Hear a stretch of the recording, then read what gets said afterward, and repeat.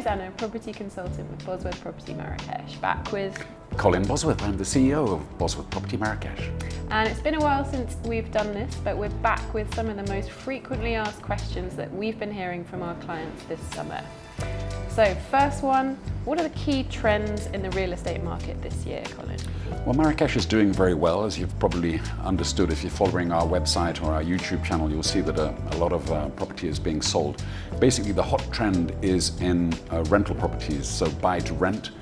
We're seeing a lot of 2, 3, 4 bedroom riads selling very, very quickly and at very good prices. Also, apartment units in the new city selling very well.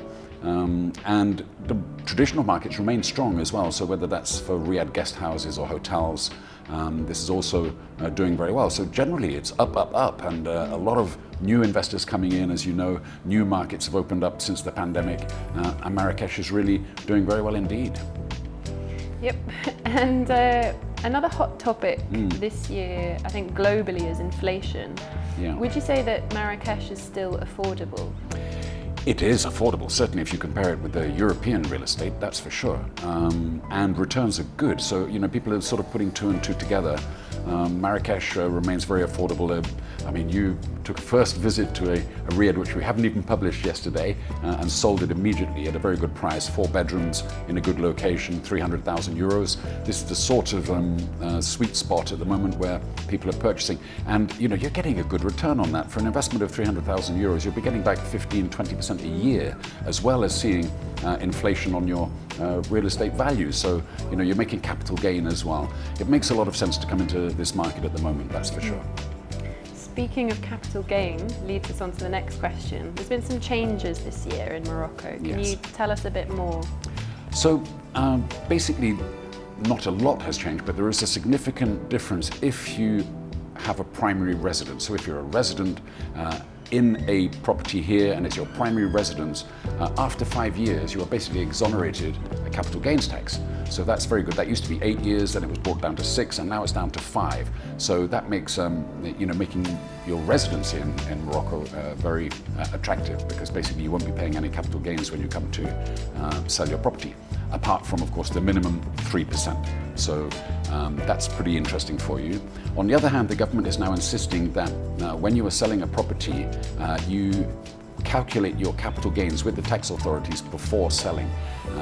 If you don't do that, they will basically hold back 5% of the value of the property until the calculation is done. It used to be 3%. So on the one hand, they're saying, okay, if you're a resident, you've got the advantage. And on the other hand, they're saying, make sure you pay your capital gains if you have to. So that's all very good. There's lots of exonerations, as you know, when you're paying capital gains here. You have a 15% forfeit to start with, and then about 1% per year that you've owned the property. Plus, if you've done any work and you've kept your bills, etc., keep your receipts. That all comes off. So while it might seem daunting at 20% capital gains, there are lots of things that you can actually deduct from that. Okay, great. Now, as you know, a lot of our clients are looking for a second home, something they can rent out on a platform like AirBnB.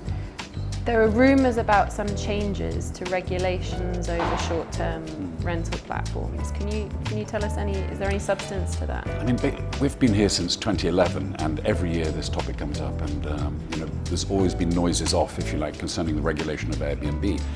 When you look at some cities like Barcelona or other German cities, they've limited it to so many days per year that you're able to rent out your property on Airbnb. I can't see that happening in Marrakech for the foreseeable future.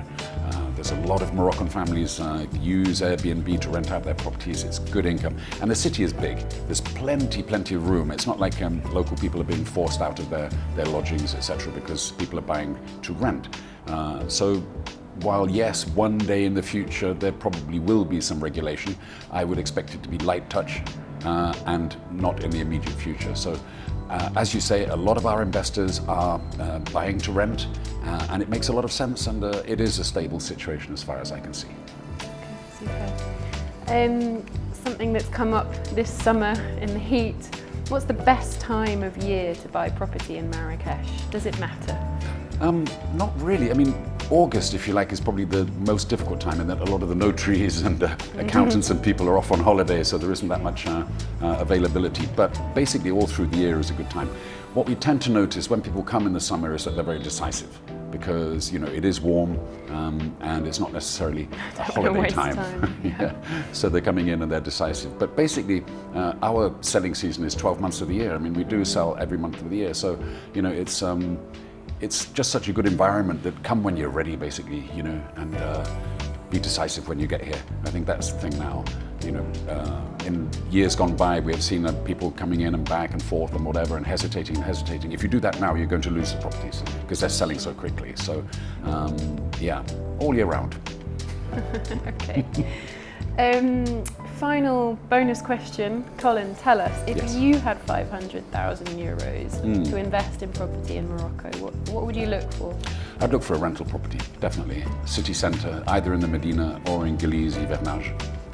So that would either be a little riad. I'd probably go for a little riad because I'm a lover of the Medina, as you know. So I'd be looking at something like the property that you sold yesterday at 300,000. And I would basically put it out on the short-term rental platforms, AirBnB, Villanova, whatever. And then I would get back my 15-20% every year.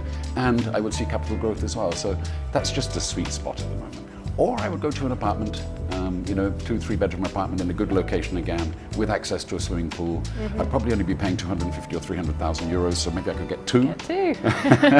And I'd be doing the same again.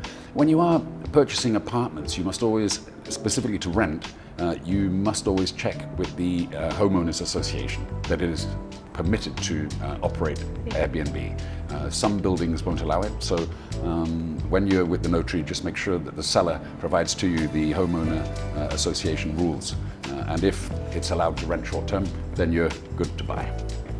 Great. Well, thank you so much, Colin. You're very welcome. I hope you found this useful. If there's any more questions you'd like us to discuss, please drop them in the chat, and we'll see you soon. Thank you. Thank you.